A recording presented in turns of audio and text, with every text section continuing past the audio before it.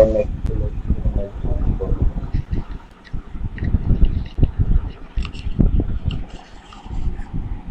जी, और कोई हमारे पास? जी Neha. Okay, so hello everyone. I'm Neha Kumari from Pakistan Mirpur Khas, and I am a web developer. I like to make websites and etc. Okay, great, great. Anybody else? Ji Malka. Hello everyone, my name is Malka Lohana, a student from grade 7 at Teacher Science College. I belong to Pakistan Mirpur Khas from the district of Sindh. Along with my studies, I work as a graphic designer and teach students Japanese. I am also a web developer. Thank you. Thank you.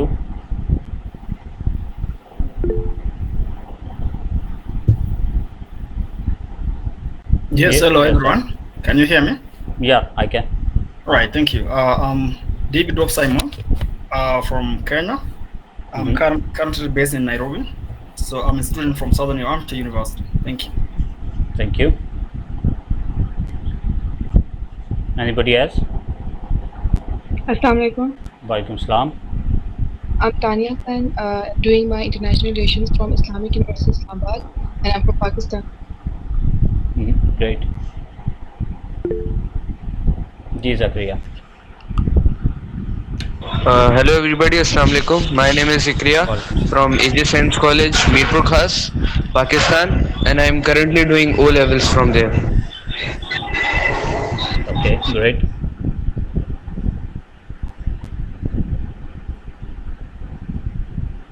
Anybody else?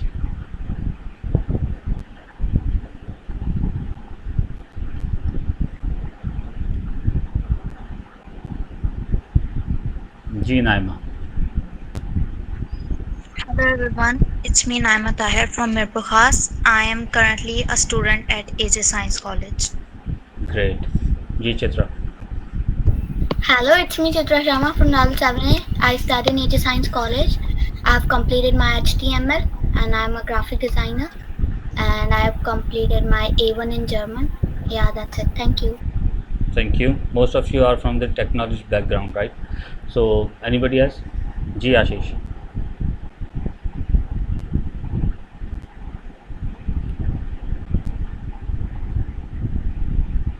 Ji Ashish.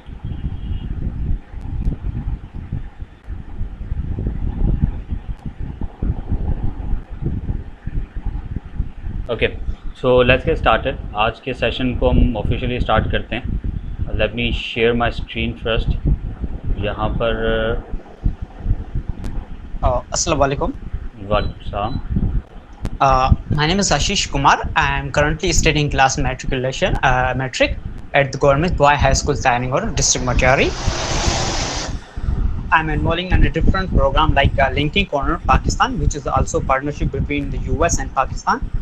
They are providing many resources, which is like a e-library and a 3D printer and different programs like by the US government. Thank you. Okay, that's great. That's great. Anybody else?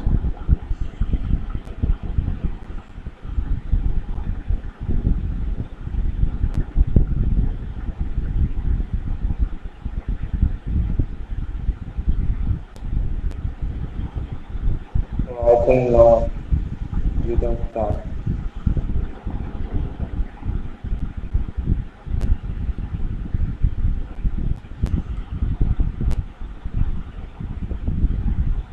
Okay, so I hope आपको मेरी screen दिख रही होगी। So let's get started. हाँ, last time we discussed about SDG 4, that is quality education, right? So we should start from the MDGs today। और क्योंकि पहले हम लोगों ने जब डिस्कस किया था तो वो हमारा एक स्पेशलाइज्ड सेशन था जिसमें हमने सिर्फ SDG 4 की बात की थी। आज हम बात करेंगे MDGs की और SDGs की, दोनों की। सो In 2000 we got MDGs. MDGs known as the Millennium Development Goals. और ये हमें टारगेट मिला था टिल 2015 तक, और हमारे पास इसमें थे 8 goals. The number 1 was eradicate extreme poverty and hunger. The number 2 goal was achieve universal primary education, and number 3 was promote gender equality and empower women. The 4th one is reduce child mortality, जो कि अब convert हो गया है. The 4 and 5 was improve maternal health. 4 and 5 that's converted to goal number 3, that is good health and well-being.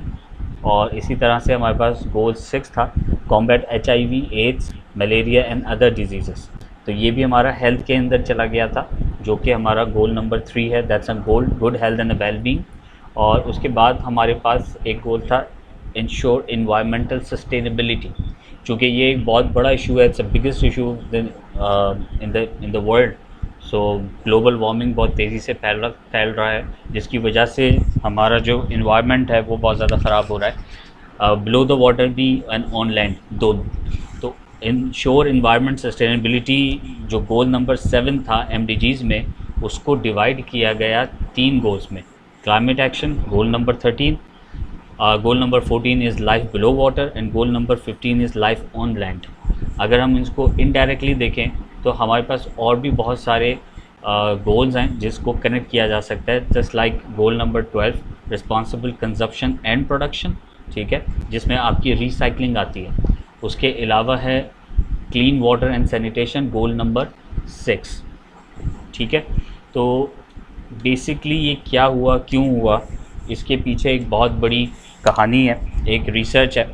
और जब MDGs को 2000 में लॉन्च किया गया, 2000 से 2015 तक, तो उससे पहले भी काफ़ी टाइम इसकी रिसर्च पे लगाया गया, ताकि एक ऐसा फ्रेमवर्क बनाया जा सके जो कि ग्लोबली जो मेजर इश्यूज़ हैं उसको सॉल्व कर सके, ठीक है. जब MDGs के ऊपर इम्प्लीमेंटेशन हुई इन 15 सालों में, तो पता चला कि इसमें मज़ीद चेंजेस की ज़रूरत है, और उसको मज़ीद फ़िल्टर किया गया, मज़ीद उसको बेहतर किया गया, मज़ीद उसको एक्सपेंड किया गया, और फिर SDGs को इंट्रोड्यूस किया गया. और SDGs के हमारे पास जो है वो 2015 में आए, और 2030 तक हमारे पास इसके टारगेट्स हैं. अब इन 17 गोल्स के से पहले MDGs ने जो काम किए हैं, हम उसको थोड़ा सा डिस्कस कर लेते हैं. जो उसका इम्पैक्ट आया है उसको हम थोड़ा सा डिस्कस कर लेते हैं.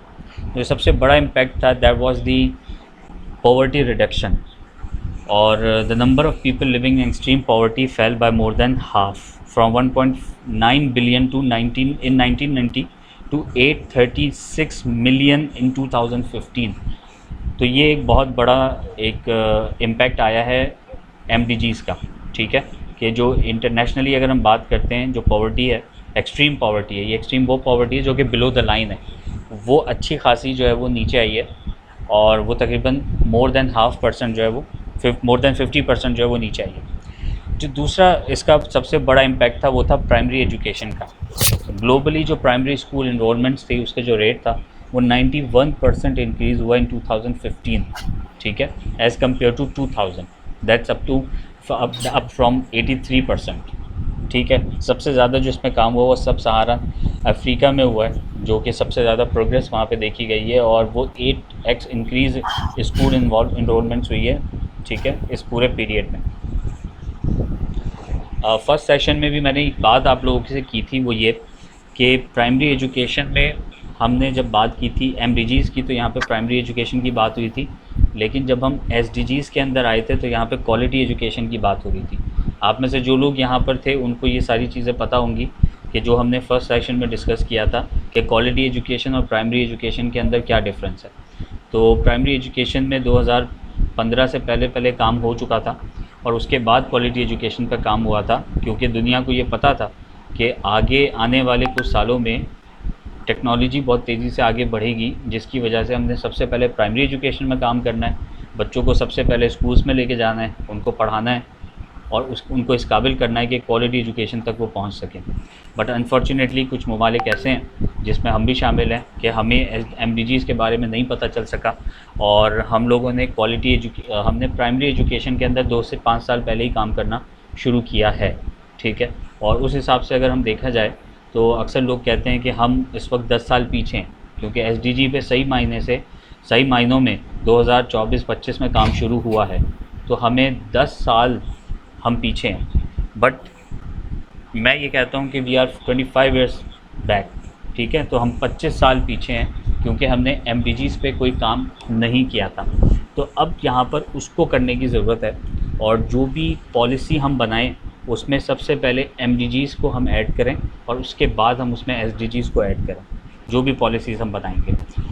अच्छा, थोड़ा सा और पीछे जाते हैं, जेंडर इक्वालिटी इन एजुकेशन, ठीक है। तो इसके ऊपर जो है वो हमारा काफ़ी काम हुआ है, ठीक है। प्राइमरी स्कूल इनरोलमेंट्स के अंदर जो है वो जेंडर इक्वालिटी काफ़ी बेहतर हुई है, ठीक है। उसके अलावा जो पेड वर्कर्स हैं यानी कि विमेन एम्प्लॉयमेंट है, वो 41% जो है वो इंक्रीज़ हुआ है, that is outside agriculture. Agriculture को यहाँ पे स्पेशली मेंशन क्यों किया है, क्योंकि जो आपके फार्म्स होते हैं या जो आपके खेत होते हैं, वहाँ पर ख़वातीन बहुत ज़्यादा काम करती थी, तो उसको ज़्यादातर वही काम करती थी, तो उसको बेसिकली क्वालिटी एजुकेशन और जेंडर इक्वालिटी में नहीं ऐड किया जाता, क्योंकि वो लेबर में आता है, ठीक है। तो यहाँ पर अगर हम देखें तो 41% जो पेड वर्कर्स हैं विमेन, वो इंक्रीज़ हुई है 2015 तक, ठीक है। जो कि अगर हम 1990 से कंपेयर करें 1990 से, वो 35% ज़्यादा हैं। इसी तरीके से जो इम्पैक्ट आया है हमारे पास चाइल्ड मोर्टेलिटी का, वो बहुत अच्छा इंक्रीज़ हुआ है। यहाँ पे ये कहते हैं कि पहले जो 90 मोर्टेलिटी होती थी, जो डेथ्स होती थी, उसमें से वो कम हो गई हैं, 43 पे चली गई हैं 1000 में से, ठीक है। पहले 1000 में से 90 डेथ्स होती थी, अब 1000 में से 43 डेथ्स होती हैं, और आगे चल के ये रेशो और ज़्यादा बेहतर हो जाएगा। इसी तरह से मैटरनल हेल्थ की हम बात करते हैं, तो यहाँ पे भी 45% ग्लोबली जो है वो रेशो ड्रॉप हुआ है। उसके बाद जो बड़े इन्फेक्शंस आते हैं हमारे पास, HIV है, एड्स है, मलेरिया है, उस टाइप के जितने भी हमारे बड़े इन्फेक्शंस हैं, वो 40% कम हुए हैं due to the awareness, health and education and zero poverty and hunger and all that. 6.2 million malaria death जो थी, वो उससे जो है वो इफ़ेक्ट हुआ है। उसके बाद हम आ जाते हैं एक्सेस टू सेफ़ वाटर। तकरीबन 2.6 बिलियन पीपल जो थे, उनको सेफ़ वाटर का एक्सेस मिला है। 2.6 billion is a huge number, right. उसके बाद ग्लोबल पार्टनरशिप की अगर हम बात करते हैं, तो ये ऑफिशियल डेवलपमेंट है, ठीक है, कि 66% जो है वो कंट्रीज़ में ये डेवलपमेंट इंक्रीज़ हुई है, और जो उनकी इन्वेस्टमेंट है वो 135.2 बिलियन जो है वो रीच हुई है 2014 तक, यानी 2015 से भी एक साल पहले। तो अगर हम बात कर दिए, ये ग्लोबल है, ये ग्लोबल रिपोर्ट है, तो अगर हम अब तक की बात करेंगे तो ये और ज़्यादा इंक्रीज़ हो चुकी होगी। तो ये एक बड़ा इम्पैक्ट आया है MDGs की वजह से बिफोर दी SDGs, ठीक है जी। अच्छा, अब यहाँ पर एक छोटी सी ग्रुप एक्टिविटी है, ठीक है, जो आप लोगों ने करनी है। यहाँ पे आप 30 लोग हैं, आप लोगों ने क्या काम करना है कि SDGs के बारे में तो आप लोगों को ऑलमोस्ट काफ़ी सारी नॉलेज है, फर्स्ट सेशन में भी आपको थी, और डेफिनेटली उससे पहले भी आप लोगों को SDGs के बारे में काफ़ी सारी चीज़ें पता हैं। आपने ये करना है कि यहाँ पे 6 ग्रुप्स बने हुए हैं, और उन ग्रुप्स के अंदर हमने SDGs के कुछ गोल्स को रखा है। जैसे ग्रुप 1 के अंदर हमने नो पॉवर्टी, ज़ीरो हंगर और रिड्यूस इनइक्वालिटीज़ को रखा हुआ है। इसके पीछे एक आपका माइंडसेट है कि आपको लगता है कि ये एक ग्रुप है जिसके अंदर ये गोल्स होने चाहिए। इसी तरह से ग्रुप 2 है जिसमें गुड हेल्थ है, वेल बीइंग है, क्लीन वाटर सैनिटेशन, ये अफोर्डेबल एंड क्लीन एनर्जी है, ठीक है। अब ये कैसे काम करेगा, जैसे गोल 4 है, इसके अंदर 2 चीज़ें हैं, एक है क्वालिटी एजुकेशन और एक है जेंडर इक्वालिटी। अब आप ये कहते हैं कि जब तक एजुकेशन नहीं आएगी, अवेयरनेस नहीं आएगी, जब तक जेंडर इक्वालिटी नहीं बेहतर हो पाएगी, ठीक है। तो ये डायरेक्टली दोनों आपस में कनेक्टेड है, ठीक है।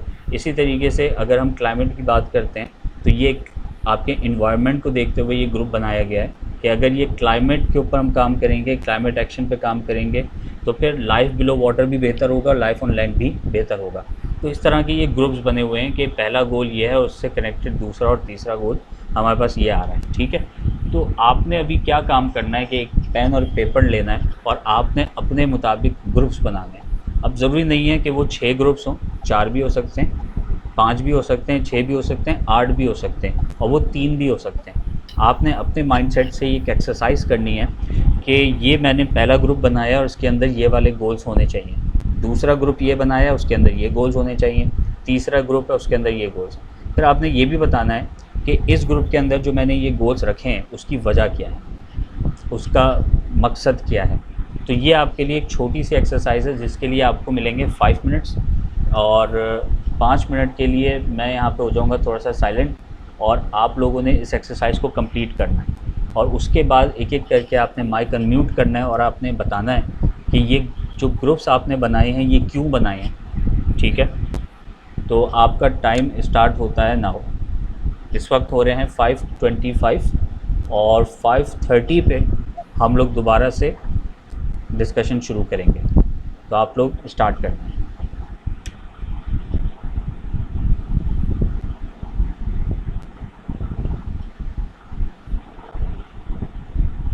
जीरो हंगर, ये दोनों लाइक एकदम सेम ही लगते हैं from the top, like from the topic we can say, क्योंकि no poverty and zero hunger like mostly it depends on hunger, like the poor pupils.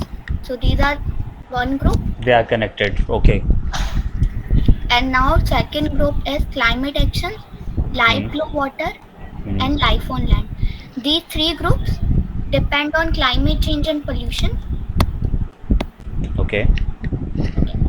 And the last one is affordable and clean energy and clean water and sanitation.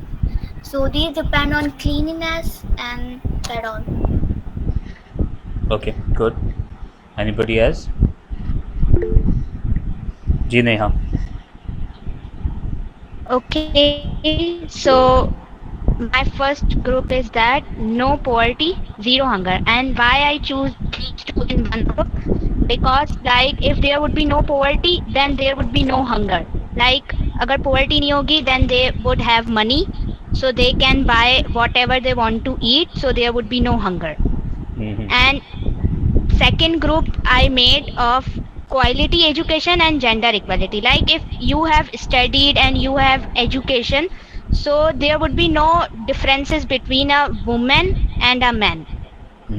And the third group I made is that climate action, life below water, and life on land. Why? Because like nowadays greenhouse gases are destroying our water and like our land also. So I found these three like interconnection between them. And the fourth one I like select, that is sustainable cities and communities, and like peace and justice. Because there would be, if there would be peace and justice in a society or in countries, so like there would be peace, so like the countries or cities would be in peace and there would be no violence between them. So that's it. Thank you. Good, good, very good. जी मलका. Alright, I have made group of 6. So basically the first group is no poverty, zero hunger and good health. The reason is that if people will have more food, income and health, only then they can study, work and live well. The group 2 is education, clean water, energy. So basically the reason behind choosing this was education, water and energy improve our daily life and they help us for a better growth. The group 3 is gender equality and reduce inequality. So like everyone is treated equally, they will get better access to food, jobs and education. And the group 4 is jobs, industry and innovation. Basically, the reason behind choosing this is a strong economy can help us create jobs, but it must be fair and eco-friendly. Now, the group 5 is cities, consumption, climate life on land and water. Without protecting nature, we cannot just survive or develop ourselves. The group 6, which is the last one, is the peace, justice, and partnerships. So basically, peace and strong laws and teamwork between countries are needed to achieve goals. Like many countries fight among them, which is not creating a sense of peace. So yeah, thank you. Very good. Ji Akshara. All right, hello everyone. I hope you all are doing well. I have made few of the groups which I'd like to share with you all, which includes quality education and decent work and economic growth. As you all know, that education gives us actually the right and the skills to grow for good jobs, for good purpose. Even though well-educated population or well-educated person also increases innovation and economic growth too. Number second is zero hunger and climate action. As you all know, the climate change affects our crops and food production too. But if we do have a good climate, then there would be no zero hunger. As people are going to fight and people are going to protect it in a way that is very good and that is affecting us all in a very good way. Number third includes gender equality and no poverty. I guess this is already done because if you do have no gender equality, as you see in most of the areas there are a lot of gender equality, and women and boys, they both are not treated well, and most of the people aren't educated. So the thing starts with education. If you are studied, if you are educated person, then there wouldn't be any gender equality, also there wouldn't be any poverty. I'm done with it. Good. Jay Siddharth. Okay, so am I audible? Yes. So I have made 3 rules. Like the first one is no poverty, zero hunger, and quality education. The purpose of this group number 1, like if you have poverty, you can't get quality education, you can't get food. And the second group is climate action, clean water and sanitization, and good health and well-being. Like in our world, there is too much climate change, and we are working on it. There is too much climate change. Like the good health and well-being depend on good food and clean water.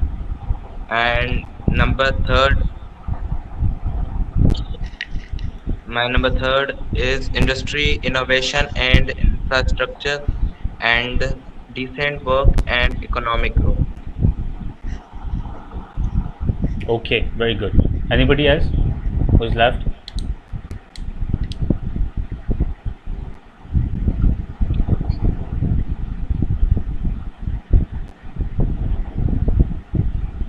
Ji Zakir. Ji. Hello, I have selected group 1, which is no poverty, zero hunger. See, why people get sleep hungry? Because they have no money. No money leads to no hunger. People who can't afford food, they sleep hungry. Not people who have money. And second is climate change, and so the climate activity. So if you work on climate, so that's a way that you can change the life below the water and on the land. And I selected third is quality education and gender equality. See, in Pakistan and some of the other countries, they don't have good education. They have a high illiteracy rate. So the girls can't get good jobs.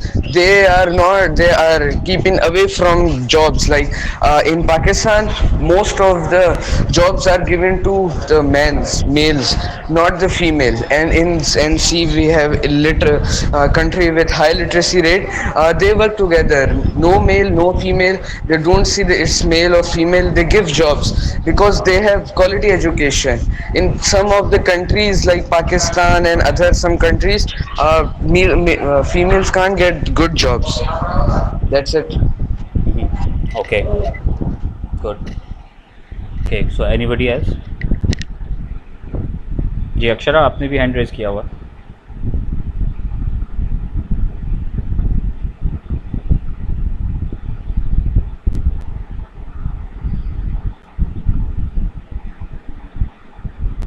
चलें आगे बढ़ते हैं. कोई रह तो नहीं गया? अगर कोई रह गए हैं तो आप फटाफट बता दें, तो वरना फिर हम आगे बढ़ते हैं.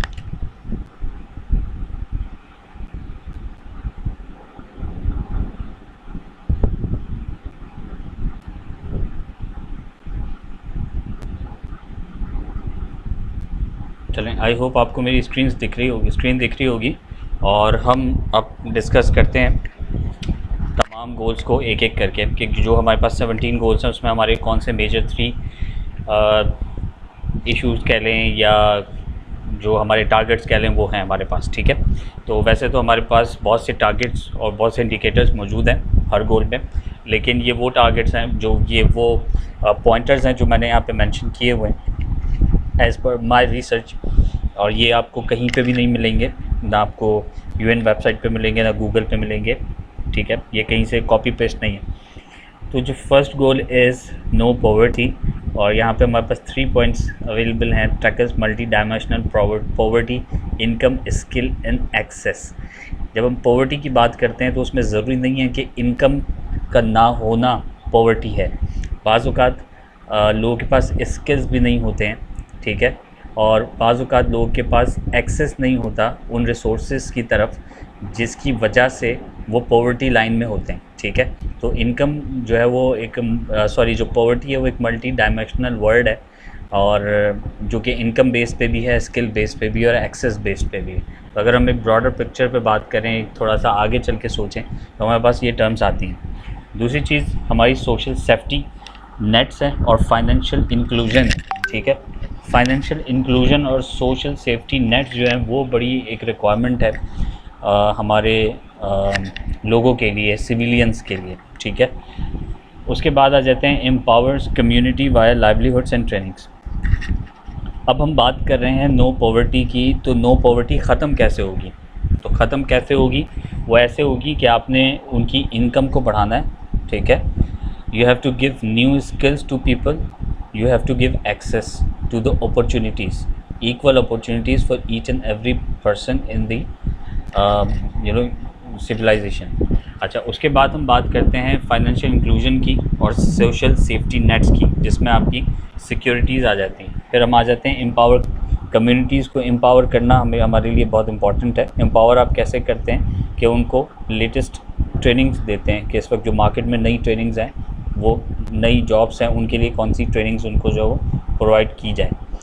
अब यहाँ पे अगर हम केस स्टडी की बात करते हैं तो इंडिया में एक बेयर फूड कॉलेज है जहाँ पे उन्होंने रूरल वुमेन को एम्पावर किया है। कैसे? उनको सोशल इंजीनियर्स बनाया है, सोलर इंजीनियर्स बनाया है, उनको ऐसे कोर्सेज़ करवाए हैं, उनको ऐसी स्किल्स दी हैं कि वो सोलर इंजीनियर्स बनी, और उन्होंने 15,000 वुमेन्स को ये ट्रेनिंग प्रोवाइड की है, जिससे 5 लाख ज़िंदगियाँ बदली हैं। यानी उनकी फैमिलीज़ में 5 लाख लोग थे टोटल, तो उन्होंने अपनी ज़िंदगी बदली है।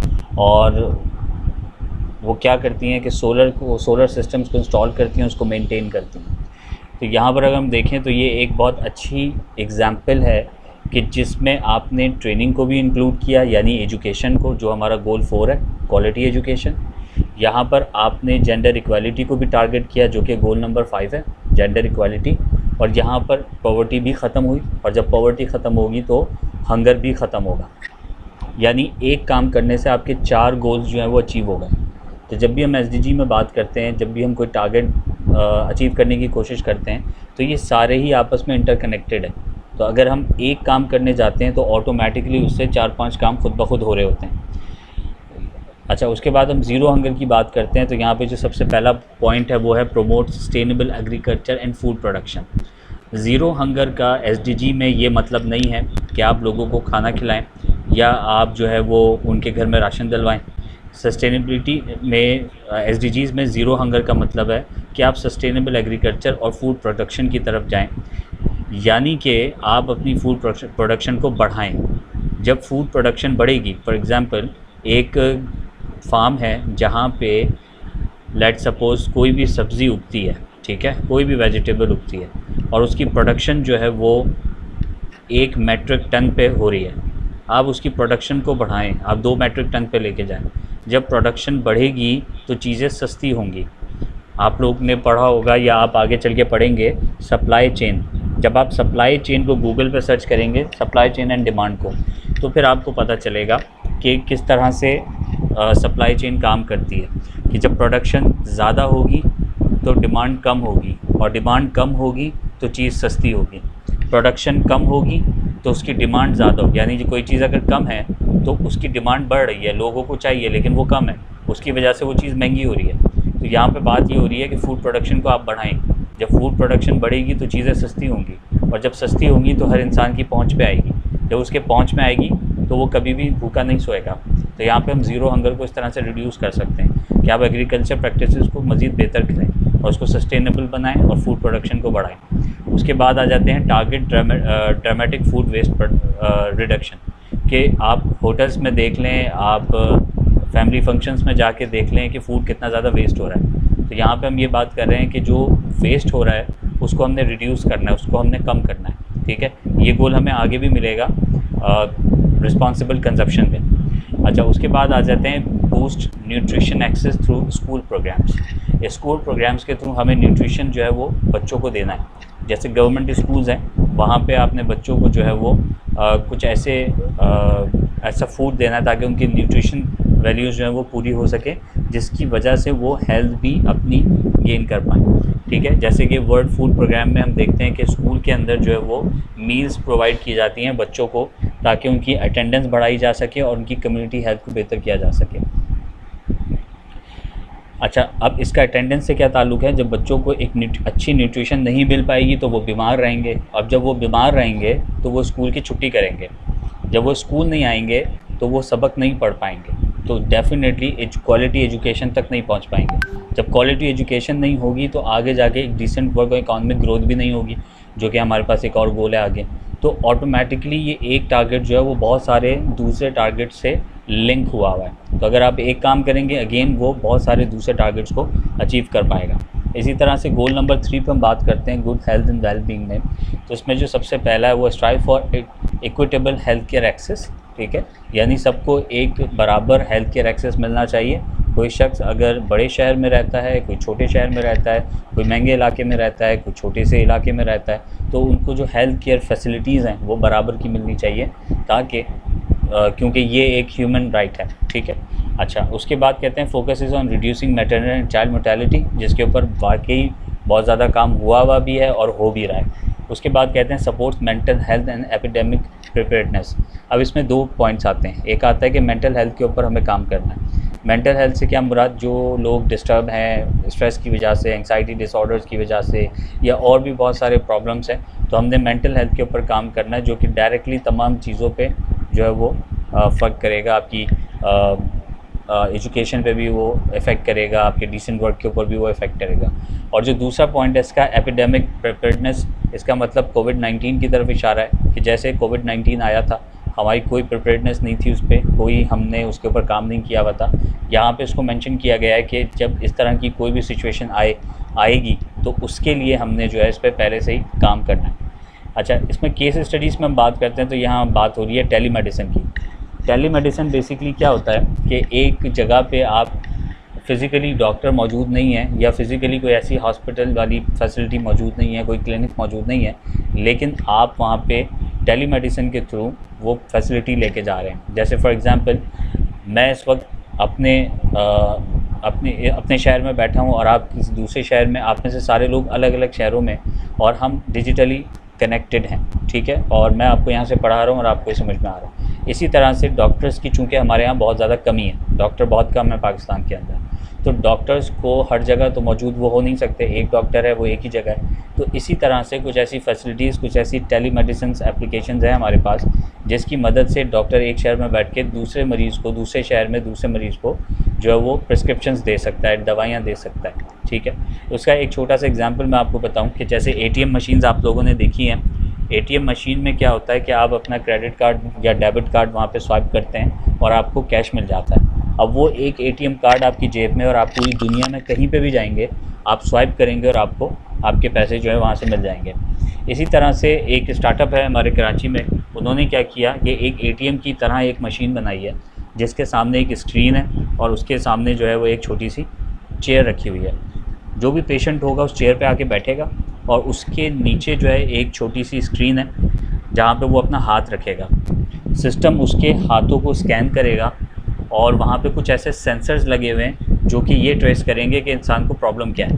ठीक है, सेंसर से सामने कैमरा लगा हुआ होगा और उस साइड पे डॉक्टर बैठे हुए होंगे जो कि उनको एग्जामिन भी कर रहे होंगे, उनकी आंखों को भी देख रहे होंगे, उनकी बॉडी लैंग्वेज भी देख रहे होंगे कि इनको क्या प्रॉब्लम। मीनवाइल जब तक जो आपकी मशीन है वो हाथों को स्कैन करके एक पूरी रिपोर्ट बना देगी सेंसर्स की मदद से कि ये जो शख्स सामने बैठा हुआ है इसको क्या प्रॉब्लम है इंटरनली, ठीक है, वो रिपोर्ट डॉक्टर को पहुंच जाएगी उसकी अपनी लैपटॉप की स्क्रीन पे, और उस बेस पे डॉक्टर प्रिस्क्रिप्शंस दे देगा पेशेंट को कि ये दवाइयाँ हैं, जाकर आप ले सकते हो। तो ये चीज़ जो है वो बहुत ज़्यादा इफ़ेक्टिव है और बहुत सारी जगहों पे इम्प्लीमेंट की गई है और इससे बहुत ज़्यादा फ़ायदा हो रहा है। अच्छा, इस टाइप के बहुत सारे इनिशिएटिव्स हैं जो कि आप हेल्थ के अंदर, एजुकेशन के अंदर, दूसरी चीज़ों में ले सकते हैं। अच्छा, उसके बाद आ जाते हैं क्वालिटी एजुकेशन पे।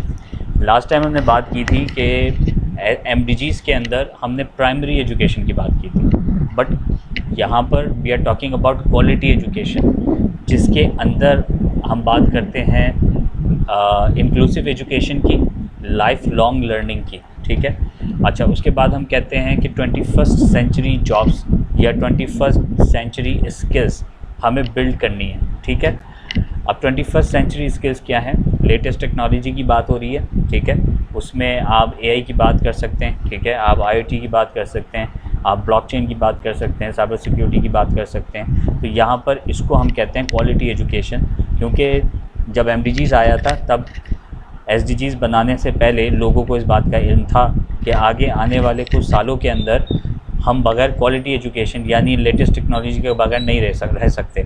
तो जो लोग अभी तक स्कूल ही नहीं गए, तो मुझे बताएं उनको कैसे आगे उनका सर्वाइवल होगा, ठीक है। अगर हम उनकी बात करें जो इस वक्त भी एक बड़ी पोजीशंस पे बैठे हैं और उनको टेक्नोलॉजी के बारे में कुछ नहीं पता, वो ख़ुद परेशान है कि हमारी जॉब रहेगी या नहीं रहेगी, क्योंकि जितना तेज़ी से AI जो है वो पूरी दुनिया में आता जा रहा है। रोबोटिक्स में खुद चलने वाली गाड़ियां हैं, खुद से उड़ने वाली गाड़ियां हैं, जहाज़ हैं, और बहुत सारी चीज़ें ऑटोमेशन की तरफ जा रही हैं, रोबोट्स के ऊपर काम हो रहा है, सब कुछ खुद ही हो रहा है, तो लोग खुद परेशान हैं। तो जो लोग अभी तक प्राइमरी एजुकेशन पे ही नहीं गए, तो उनका आगे फ्यूचर कितना ज़्यादा डार्क नज़र आ रहा है।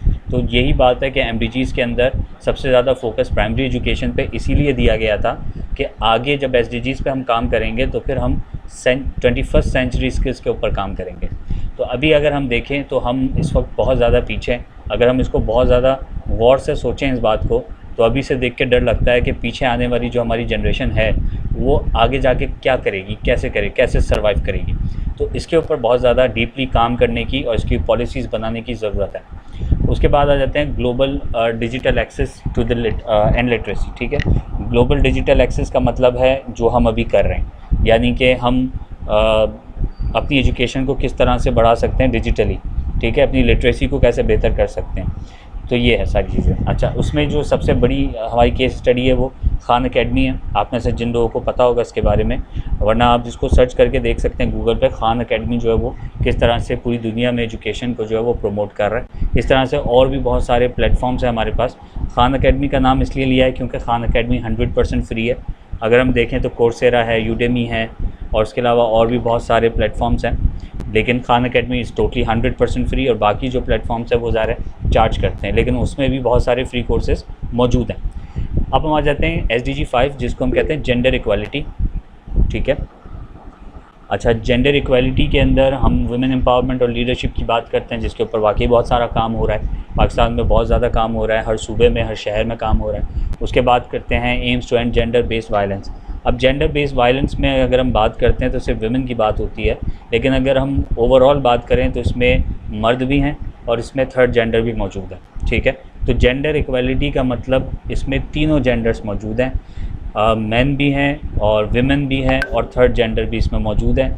जब वायलेंस होता है तो तीनों के ऊपर होता है। बहुत सारे ऐसे भी मर्द हजरात हैं जिनके ऊपर वायलेंस किया गया है, उनको मारा गया है, तो बहुत सारी ख़वातीन भी वो तो है ही, बिल्कुल हैं। और थर्ड जेंडर भी आपके पास बहुत से ऐसे किस्से मिलेंगे जिसमें थर्ड जेंडर के ऊपर वायलेंस बहुत ज़्यादा है, लेकिन वो चूँकि मीडिया पे आता नहीं है इसलिए हमें उसके बारे में ज़्यादा पता नहीं है। तो जेंडर इक्वालिटी की जब भी हम बात करते हैं तो हम तीनों की बात करते हैं, क्योंकि हुकूक तीनों के लिए बराबर हैं। अच्छा, उसके बाद आ जाते हैं जेंडर इक्वालिटी बेसिकली आपकी इकोनॉमिक ग्रोथ को जो है वो बहुत ज़्यादा पुश करता है और पॉलिटिकल पैरिटी जो है वो बहुत ज़्यादा बेहतर होती है, ठीक है। अब यहाँ पे जो केस स्टडी है वो है आइकिया की। आइकिया ने पार्टनरशिप की है एक कंपनी के साथ, जिन्होंने 1000 फीमेल आर्टिसियंस को जो है वो एक अच्छी जॉब या फिर को ओनरशिप जो है वो ऑफ़र की है 1000 ख़वातीन को। तो इस तरह के बहुत से प्रोजेक्ट्स हमें मिल जाएंगे। फिर उसके बाद आते हैं SDG 6 clean water and sanitation. यानी हमें साफ़ पीने का पानी जो है और सैनिटेशन जो है वो सब तक पहुंचानी है। हाइजीन हमें लोगों तक लेके जाना है, उनको बताना है कि हाइजीन कितना इंपॉर्टेंट है और डिज़ीज़ से जो है वो ताकि उनको प्रिवेंशन मिले और हेल्थ जो है वो बेहतर हो सके।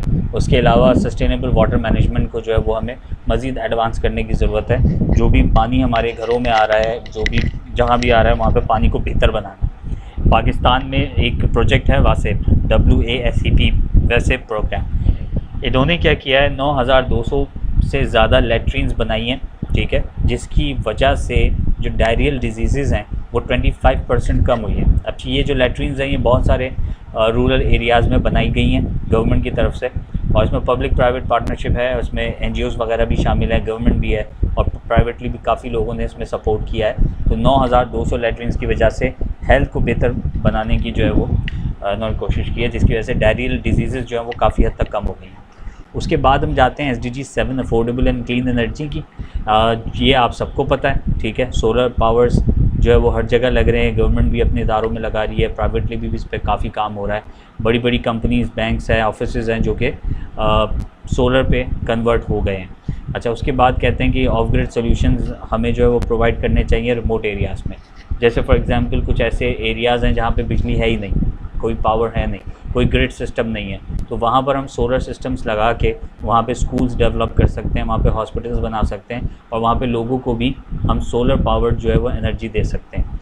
अच्छा, उसके बाद हम कहते हैं कि जो फॉसिल फ्यूल्स हैं जैसे कोयला हो गया, ये ऑयल हो जाता है, ये आपका फर्नल फ्यूल्स आपकी हो जाती हैं, तो इनको जलाकर जो क्या कहते हैं पावर बनती है उससे हमें शिफ्ट होना है ग्रीन टेक्नोलॉजी की तरफ, ठीक है। अब ग्रीन टेक्नोलॉजी वही है आपकी क्या कहते हैं, आपकी सोलर है, विंड टर्बाइंस हैं, उसके अलावा और भी बहुत सारे अब हमारे पास ऑप्शंस आ गए, ठीक है। तो इसी तरीके से नीचे नेपाल की एक केस स्टडी है, उन्होंने क्या किया है कि 1,30,000 घरों को जो है वो उन्होंने LED लाइट्स दी हैं ताकि उनके जो घर में केरोसिन की जो लैंप्स होते हैं, जो लालटेन्स होती हैं, आप लोगों ने देखी होगी, वो केरोसिन ऑयल से चलती हैं, तो उसका जो फ्यूम्स निकलती हैं उससे कैंसर भी होता है, उससे बहुत सारी और बीमारियां हो जाती हैं, उससे दमा यानी कि आपको सांस का प्रॉब्लम होता है। तो उन्होंने 1,30,000 लोगों को जो है वो LED लाइट्स दी हैं ताकि वो जो है वो इस प्रॉब्लम से जो है वो बच सके। उसके बाद आ जाता है goal 8, decent work and economic growth. Decent work और इकोनॉमिक ग्रोथ के अंदर ये कहते हैं कि हमें एंटरप्रेन्योरशिप को जो है वो प्रमोट करना है ताकि ज़्यादा से ज़्यादा जो जॉब्स हैं वो क्रिएट हो सकें, क्योंकि अगर एक शख्स कहीं जॉब करता है तो वो अपने ख़ानदान को पालता है, यानी वो अपनी फैमिली के लिए जो है वो अर्निंग करता है। लेकिन अगर वही शख्स बिज़नेस स्टार्ट करे तो वो 10 मज़ीद लोगों को हायर करता है और वो 10 लोगों के घर चलते हैं। तो एंटरप्रेन्योरशिप जो है वो इसमें प्रमोट करने का हमें कहा गया। उसके बाद कहते हैं कि ensure safe fair labour conditions, जो भी लेबर्स हैं हमारे पास कंपनीज़ में, फैक्ट्रीज़ में, उनके लिए एक सेफ़ और फेयर कंडीशंस होनी चाहिए, यानी उनको भी वही फैसिलिटीज़ मिलनी चाहिए जो कि एक अच्छी पोजीशन पे जो लोग जॉब करते हैं उनको। उसके अलावा इंडस्ट्रियलाइजेशन को जो है वो सस्टेनेबल बनाना चाहिए। उसका केस स्टडी भी यहाँ पे आपको दिख जाएगा, यहाँ पे नीचे लिखा हुआ है। अच्छा, ये प्रेजेंटेशन मैं आप लोगों से शेयर भी कर दूँगा, आप लोगों को अगर इस पर नोट्स बनाने हैं, इसको मज़ीद सीखना है तो वो भी आपको मिल जाएगा। उसके बाद आते हैं इंडस्ट्री इनोवेशन इंफ्रास्ट्रक्चर, कि आप इंडस्ट्री इनोवेशन इंफ्रास्ट्रक्चर पे कैसे काम कर सकते हैं। तो सबसे पहले जो आता है वो यही है, drive sustainable industrial development. Industrial development को जो है वो आपने सस्टेनेबल बनाना है। वो कैसे बनाना है कि जो भी चीज़ अगर प्रोड्यूस हो रही है तो उसके अंदर सस्टेनेबिलिटी होनी चाहिए। सस्टेनेबिलिटी का क्या मुराद है, यानी आप अगर कोई फर्नीचर बना रहे हैं तो उसमें वो सस्टेनेबल होना चाहिए, उसके लिए ज़्यादा पेड़ आप ना काटें, आप कोई दूसरा मटेरियल यूज़ कर सकते हैं जो कि जिससे आपके जो है फॉरेस्ट भी सेफ़ रहेंगे और वो आपका जो है वो लाइट वेट भी रहेगा। तो उसमें कोई दूसरा मटेरियल आप यूज़ कर सकते हैं, या वुड को कम से कम इस्तेमाल कर सकते हैं, उसके साथ कोई दूसरा मटेरियल यूज़ करें ताकि हमारे जो पेड़ पौधे हैं वो कम ना हो, ठीक है। तो इस तरह की जो एक्टिविटीज़ हैं वो आप कर सकते हैं। अच्छा, उसके बाद हम कहते हैं कि जो इंफ्रास्ट्रक्चर और इनोवेशन है उससे उसको आपने इनकरेज करना है। इनोवेशन को बेसिकली आपने इनकरेज करना है। अच्छा, emphasize inclusive technology for all, ये आपने करना है। उसके बाद हम आ जाते हैं कि यहाँ पे एक केस स्टडी आती है कि बस ट्रांसपोर्ट सिस्टम जो है वो एक बनाया गया है जिससे 2.3 मिलियन लोग जो है वो डेली फ़ायदा उठाते हैं, leading in sustainable urban transport. जैसा कि आप दूसरे शहरों में देख सकते हैं कि सिंध में भी, पंजाब की साइड में भी और केपी में भी, उसके अलावा बलूचिस्तान में भी कुछ ऐसे इनिशिएटिव लिए जा रहे हैं कि जिससे आप पब्लिक ट्रांसपोर्ट बेहतर बना रहे हैं। बहुत सारे ऐसे, जैसे ग्रीन लाइन आप देख सकते हैं, ऑरेंज लाइन आप देख सकते हैं और ट्राम सिस्टम आप देख सकते हैं, ताकि लोगों को एक ऐसा ट्रांसपोर्ट सिस्टम मिल जाए जिससे पोल्यूशन कम से कम हो, इंफ्रास्ट्रक्चर सिटी का बेहतर हो, ट्रैफिक कम से कम हो और लोग जल्दी अपनी जगह पे पहुंच सकें और उसकी वजह से कार्बन एमिशंस जो हैं वो भी कम से कम किए जा सकें। उसके बाद हम आ जाते हैं रिड्यूस इनइक्वालिटीज़। इसके अंदर भी हम यही बात करते हैं कि रिड्यूस इनइक्वालिटीज़ में तीनों जेंडर्स के हवाले से कि promote social economic and political inclusion. उसके अलावा है fight discrimination and systematic barriers, यानी कि जहाँ पे ख़वातीन हैं वहाँ पे उनको काम नहीं किया जा सकता, हरासमेंट हो रही होती है, या थर्ड जेंडर है उनको वहाँ पे जो है वो प्रोमिनेंसी नहीं मिल रही होती है, उनको जॉब्स नहीं मिल रही होती। तो जो जिस किस्म की भी डिस्क्रिमिनेशन है वो जो है वहाँ पे हम उसके बैरियर को जो है वो तोड़े। अब यहाँ पर इनइक्वालिटीज़ की जब हम बात कर रहे हैं तो हम उन स्पेशल एबल्ड लोगों की भी बात करते हैं जो चल नहीं सकते, बोल नहीं सकते, सुन नहीं सकते या देख नहीं सकते। तो यहाँ पर इनका भी हमें ख्याल रखना और उनको प्रॉपर जॉब्स देना और उनको इक्वल अपॉर्चुनिटीज़ देना भी बहुत ज़्यादा ज़रूरी है। तो यहाँ पर अगर हम बात करें तो वहाँ पर जेंडर इक्वालिटीज़ की बात हुई थी, यहाँ पे सिंपल रिड्यूस इनइक्वालिटीज़ की बात हो रही है जो किसी भी शक्ल में हो रही हो। ठीक है, इससे किसी जेंडर का कोई ताल्लुक़ नहीं है, किसी भी शक्ल में कोई इनइक्वालिटीज़ हो तो उसको हमने जो है वो सही करना है। अच्छा, उसके बाद हम आते हैं कि इक्वल अपॉर्चुनिटीज़ और आउटकम्स जो है वो उसको हमें इंश्योरिटी देनी है कि वो सबको मिलनी चाहिए, सिंपल इस टाइम। अच्छा, कीनिया की universal basic income pilot dramatically improve health, education, financial security. ये पूरी यहाँ पे रिपोर्ट नहीं है, जब आप इसको सर्च करेंगे, आप गूगल पे जाएँ, ये पूरा का पूरा सेंटेंस आप वहाँ पे पेस्ट करेंगे तो आपको इसकी पूरी केस स्टडी मिलेगी। बड़ी इंटरेस्टिंग केस स्टडी है, आप इसको स्टडी ज़रूर कीजिएगा। उसके बाद आते हैं SDG goal number 11 sustainable cities and communities, और यहाँ पर ये कहते हैं कि अर्बन रेजिलियंस, सेफ्टी और हेरिटेज को जो है उन्हें इन्हेंस करने की ज़रूरत है। उसके अलावा ग्रीन पब्लिक स्पेसेस जो है वो हमें बढ़ानी है, यानी कि पार्क्स की यहाँ पे बात हो रही है, झीलों की यहाँ पर बात हो रही है। ऐसी जगह जो कि पब्लिक प्लेसेस होती हैं उसको हमने बेहतर करना है ताकि आपकी जो कम्युनिटीज़ हैं वो मज़ीद सस्टेनेबल हो सकें, आपकी जो सिटीज़ हैं वो सस्टेनेबल हो सकें। ठीक है, और उसके बाद हम कहते हैं अर्बन मोबिलिटी और इंक्लूसिव प्लानिंग जो है वो बहुत ज़्यादा इम्प्रूव करने की हमें ज़रूरत है। ठीक है, अच्छा, यहाँ पे भी नीचे आपके पास एक और केस स्टडी आ रही है, तो ये भी इसी तरीके की एक एग्जांपल दी गई है, इसको भी आप जब गूगल करेंगे तो आपके सामने बहुत सारी चीज़ें आ जाएंगी। उसके बाद आते हैं रिस्पॉन्सिबल कंजप्शन एंड प्रोडक्शन। अब रिस्पॉन्सिबल कंजप्शन और प्रोडक्शन में जब हम बात करते हैं तो ये अगेन वही वेस्ट जो है उसको हमने रिड्यूस करना है। ठीक है, ताकि हम फूड को जो है वो सिक्योर कर सकें। अच्छा, फूड के अलावा जो दूसरे मटेरियल्स हैं या दूसरी हमारे पास चीज़ें हैं, रिसोर्सेज हैं, हमने उनको भी सेव करना है। अच्छा, माइक आपका खुला हुआ है, प्लीज़ माइक आप लोग ऑफ कर लें, डिस्टॉर्शन हो रहा है। अक्षरा, आपका माइक खुला हुआ है।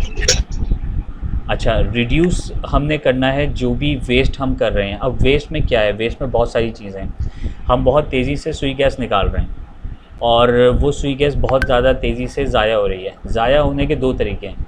पहला तरीका जो ज़ाया मतलब जो वजूहात हैं वो दो वजूहात हैं। पहली जो वजह है वो ये है कि जो लाइंस हमारी बिछी हुई हैं सुई गैस के लिए वो बहुत पुरानी है, जिसकी वजह से सुई गैस जो है वो बहुत सारी जगहों पे लीक हो रही है और उससे वो रिसोर्सेज ज़ाया हो रहे हैं। इसी तरीके से पेट्रोल है, वो बहुत ज़्यादा हम लोग वेस्ट करते हैं। बहुत सारी और रिसोर्सेज हैं, यहाँ पे सिर्फ खाने की बात नहीं हो रही, दुनिया में जितनी भी रिसोर्सेज ज़मीन से निकलती हैं इस वक्त उन तमाम चीज़ों की बात हो रही है कि वो रिसोर्सेज जो हैं वो हमने प्रॉपर तरीके से कंज्यूम करना है ताकि उसको हम सेव कर सकें आगे आने वाली जनरेशन के लिए। उसके बाद कहते हैं प्रोमोट सस्टेनेबल सोर्सिंग, फिर हम कहते हैं educate consumers on life cycle impacts. अच्छा, अब यहाँ पर नीचे आपके पास दोबारा से एक और केस स्टडी आ गई है। ठीक है, इनका जो ये कंपनी है जो कि रिपेयर और रिसाइकिल प्रोग्राम इनका एक चलता है, जिसमें इन्होंने टेक्सटाइल्स को, यानी जो आपके पहनने के कपड़े हो, ये सारी चीज़ें होती हैं, ग्लव्स हो गए या बैग हो गए या टॉवल्स हो गई, जो भी टेक्सटाइल की चीज़ें हैं, जो भी आपकी उसको ये रिसाइकिल करते हैं। और कितना इन्होंने रिसाइकिल किया अब तक? 86,000 टन, जो कि एक बहुत बड़ा अमाउंट है। और इससे इन्होंने काफ़ी सारा जो लैंडफिल है उसको जो है वो बेहतर किया है।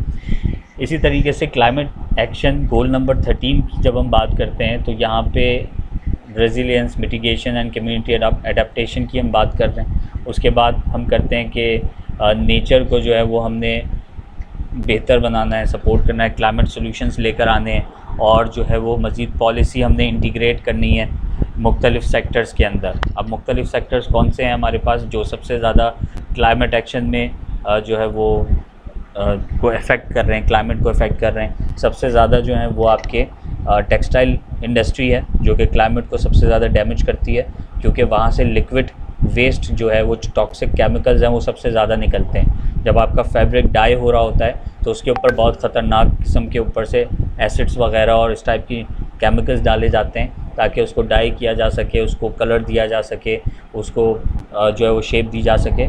और उसके बाद जब वो केमिकल वेस्ट होके नीचे से निकल रहा होता है तो वो इतने हद तक ख़तरनाक होता है कि वो जिस ज़मीन में जाता है उस ज़मीन को बहुत सालों तक के लिए डिस्ट्रॉय कर देता है, ख़राब कर देता है। तो ये एक बहुत इंपॉर्टेंट फैक्टर है। उसके अलावा आपकी जो फार्मास्यूटिकल कंपनीज़ है उसका जो एक लिक्विड वेस्ट निकलता है बहुत ख़तरनाक होता है। ठीक है जी, तो ये सारी चीज़ें। अब दूसरा जो केस स्टडी हमारे पास है, कराची में एक बंडल आइलैंड है जिसके अंदर जो है वो मैंग्रोव की जो है वो काफ़ी बड़ी एक वो है क्या कहते हैं पौधे लगे हुए हैं मैंग्रोव्स के, तो उसकी रिस्टोरेशन के ऊपर काम किया जा रहा है ताकि क्लाइमेट को जो है मज़ीद बेहतर बनाया जा सके और कोस्ट लाइन को जो है वो साफ़ किया जा सके। फिर आ जाते हैं गोल 14 life below water. Life below water में यही है कि मैरीन पोल्यूशन जो बढ़ रही है उसको बेहतर किया जा रहा है, उसकी सफाई की जा रही है ताकि उसके नीचे जो आबी हयात हैं, समंदरी जानवर हैं, उनको जो है वो बचाया जा सके और उनकी जो है वो लाइवलीहुड को जो है वो बेहतर किया जा सके। तो ये इसके ऊपर पाकिस्तान में भी काम हो रहा है, इंडोनेशिया में, जो भी ऐसे ममालिक हैं जिनके पास जो है वो सी है वहाँ पे ये सारे काम हो रहे हैं। उसके बाद लाइफ ऑन लैंड की जब हम बात करते हैं तो अगेन हम ये पहले भी बात कर चुके हैं कि हम रिसाइकिल करते हैं जो भी वेस्ट होता है ताकि हम लाइफ ऑन लैंड जो है वो बेहतर कर सकें। जिस तरह से लाइफ बिलो वाटर हमें बेहतर करनी है आबी हयात के लिए, उसी तरीके से लाइफ ऑन लैंड हमें बेहतर करनी है अपने लिए और दूसरे जानवरों के लिए, मैमल्स के लिए। ठीक है, यहाँ पे भी नीचे आपके पास एक नेपाल का एक प्रोजेक्ट है जिन्होंने 7 मिलियन ट्रीज़ जो है वो प्लांट की है ताकि वो अपने फॉरेस्ट को जो है वो मज़ीद बेहतर कर सकें। फिर सेकंड लास्ट हमारे पास आता है peace, justice and strong institutions. यहाँ पर हमारे पास जो 16 गोल है वो बेसिकली गवर्नमेंट की अकाउंटेबिलिटी है, आपकी जो है वो वायलेंस को कम करना है, रूल्स लॉज एंड रेगुलेशंस को प्रमोट करना है जैसा कि मुख्तलिफ़ शहरों में किया जा रहा है। सिग्नल्स की पाबंदी करना, ओवर स्पीडिंग ना करना ताकि एक्सीडेंट ना हो, इसी तरह से वो सारी चीज़ें की जा रही हैं। कैमरास लगाए जा रहे हैं ताकि कोई प्रॉब्लम होती है, किसी को कोई एक्सीडेंट होता है तो उसको ट्रेस किया जा सके, गलती किसकी थी, वो सारी चीज़ें हमने यहाँ पे ऐड की। और एंड अगेन यहाँ पे जस्टिस एंड जो है वो बहुत ज़्यादा प्रमोट की जा रही है कि अगर कोर्ट में कोई प्रॉब्लम्स है, ये सारी चीज़ें, तो जस्टिस जो है वो सबको मिल सके। ठीक है जी, तो यहाँ पर ये हमारे पास एक और केस स्टडी आती है। उसके बाद जो लास्ट हमारे पास गोल है वो पार्टनरशिप का गोल है कि हम पार्टनरशिप के थ्रू किस तरह से अपने आप को, अपने मुल्क को, अपने शहर को, अपने बिज़नेस को, अपने आप को किस तरह से बेहतर कर सकते हैं। तो अगेन पार्टनरशिप फॉर गोल्स का मतलब ये है कि हम इंटरनेशनल लेवल पे और लोकल लेवल में पार्टनरशिप करें, यानी एक इंसान दूसरे इंसान के साथ पार्टनरशिप करें ताकि वो कोई ना कोई एक अच्छा रिस्पांस निकाल सके। उसकी सिंपल सी एग्जांपल अभी हमने खुद की है। जब मैंने आप लोगों को एक एक्सरसाइज दी थी करने को, तो आप लोगों ने खुद ब खुद ग्रुप्स बना लिए थे और वो उस पार्टनरशिप के थ्रू आपने अपना होमवर्क कंप्लीट किया और नतीजा क्या निकला, आप लोगों ने होमवर्क कंप्लीट कर लिया। ठीक है, तो इसी तरीके से अगर कोई एक मुल्क दूसरे मुल्क के साथ पार्टनरशिप करके कोई प्रॉब्लम का हल निकाल सकता है तो इट्स अ गुड साइन। इसी तरह से एक सूबा दूसरे सूबे के साथ, एक शहर दूसरे शहर के साथ, एक कंपनी दूसरी कंपनी के साथ मिलकर बहुत से प्रॉब्लम्स को सॉल्व कर सकती है। अगर वो इंडिविजुअल नहीं कर सकती तो यहाँ पे पार्टनरशिप जो है वो बहुत ज़्यादा इंपॉर्टेंट है। तो यहाँ पे अगेन उस गोल का नाम है पार्टनरशिप्स फॉर द गोल्स। तो इन तमाम गोल्स को करने के लिए अगर आपको पार्टनरशिप करनी पड़ती है तो आप सबसे पहले पार्टनरशिप करें ताकि जो काम आप करें उसका जो इम्पैक्ट हो वो बहुत ज़्यादा अच्छा और बहुत बड़ा हो। तो this is the last goal, that is a partnership for the goals. एक और गोल है गोल नंबर 18 जो कि अभी हमारे पास नहीं मौजूद, लेकिन दुनिया में वो इंट्रोड्यूस करवा दिया गया है, उसका नाम है स्पेस फॉर ऑल। लेकिन उसके अंदर क्या है, किस तरह काम करना है, अभी इतना कोई ख़ास उसका एजेंडा हमारी यूनाइटेड नेशन की तरफ से नहीं मिला, लेकिन जब मिलेगा तो होपफुली वो भी एक अच्छा ही कोई साइन होगा।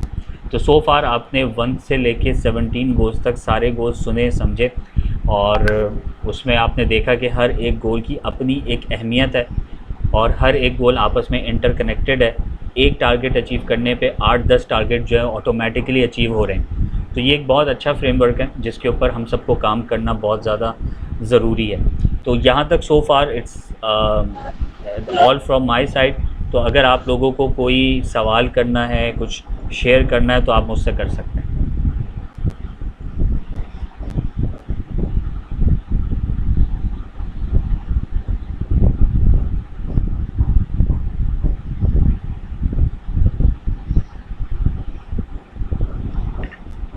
जी, कोई सवाल है आप लोगों का? अच्छा, मैं साथ में एक और चीज़ मेंशन कर दूं कि फर्स्ट सेक्शन में आप लोगों को एक असाइनमेंट दिया गया था, और असाइनमेंट जो है वो हमारे पास तकरीबन 30 के करीब आ गए हैं, और लास्ट टाइम 35 के करीब थे। तो जो लोग नहीं अभी तक सबमिट करवा पाए वो आप करवा दें। कल रात तकरीबन 10 बजे तक का टाइम है आप लोगों के पास, तो 10 बजे तक आप उसको सबमिट करवा देंगे, तो जिन जिन के सबमिट हो जाएंगे उनको सर्टिफिकेट्स मिल जाएंगे। ठीक है, रात 10 बजे के बाद वो ऑटोमेटिकली फॉर्म डिसेबल हो जाएगा। 10:01 पे भी आप उसको फिल नहीं कर पाएंगे। तो कल रात यानी मंडे रात 10 बजे तक।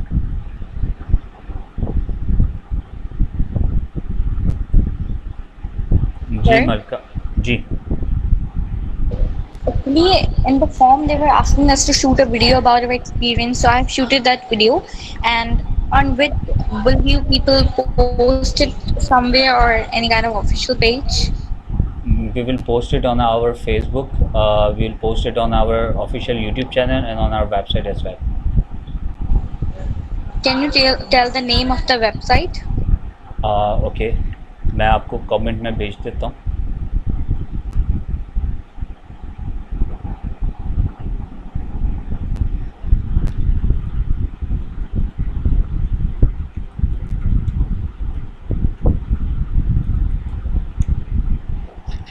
ठीक है जी, मैंने आपको कमेंट में शेयर कर दिया। अच्छा, एक और चीज़, आप लोगों की पिक्चर्स भी वहाँ पे मांगी गई है। ठीक है, जो पिक्चर आप लोगों ने दी है उसमें इस बैच का एक अलग पेज बनेगा। ठीक है, और आप लोगों को एज एन एलुमनाई वहाँ पर हम ऐड कर देंगे, तो वहाँ पे आपकी पिक्चर और नीचे आपका नाम होगा। ठीक है, अच्छा, साथ ही मैं आपको बता दूँ, पिक्चर, आपकी CV और आपकी video, it's not a mandatory. ठीक है, assignment is the mandatory only.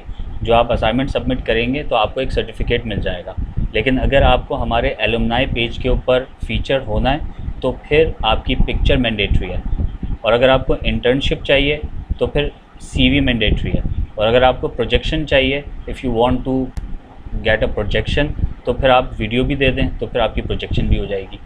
ठीक है,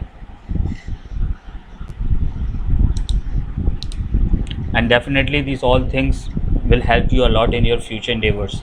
आप कहीं जॉब के लिए जाते हैं, इंटर्नशिप के लिए जाते हैं, और वहाँ जाके आप अपनी वीडियो दिखाएंगे कि मैंने इस कंपनी में जो है वो ये इंटर्नशिप की थी, या मैंने वहाँ से ये फेलोशिप प्रोग्राम कंप्लीट किया था, तो डेफिनेटली उसका एक अलग इम्पैक्ट आता है। और जब वो उसको क्रॉस चेक करेंगे कि आया आपने किया या नहीं किया, तो वो डेफिनेटली उसको देखेंगे जब आपके पास सारे प्रूफ्स होंगे कि वेबसाइट पे भी हैं, इनके सोशल चैनल्स पे भी हैं, सब जगह पर है, तो डेफिनेटली उसका एक अच्छा इम्पैक्ट निकल के आएगा।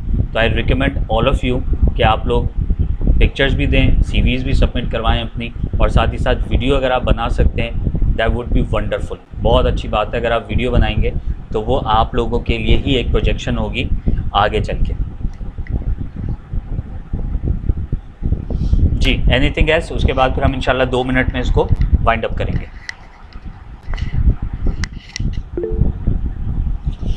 Yes do. Yes, Professor. Yes. First of all, I just want to say thank you so much for the powerful presentation. You're welcome. Though I was missing a lot, you know you've been using your own language, and I think it's only the Indian people who mostly got your points or your presentation, because I was keeping quiet because I think I'm the only one from Africa, but most of the presentation you use your language. So I'm just requesting, if it's possible, next time kindly use English. Thank you. Yeah, sure, dope. First of all, thank you so much for joining us. I would love to. The second thing is we have another session for in English only for the international audience. So keep in touch. I will add you in that group as well. Right? Thank you. I appreciate it. Most welcome. Most welcome. Anytime. So, okay. So anybody else?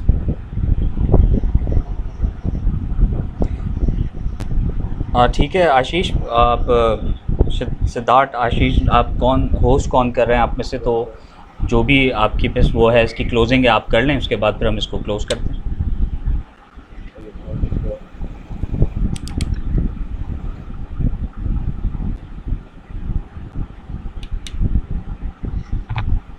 Okay, thank you very much, Professor, for coming in this session and telling us about SDG goals. Thank you very much. My pleasure. Now, thank you. Everyone, you can leave. Thank you for joining.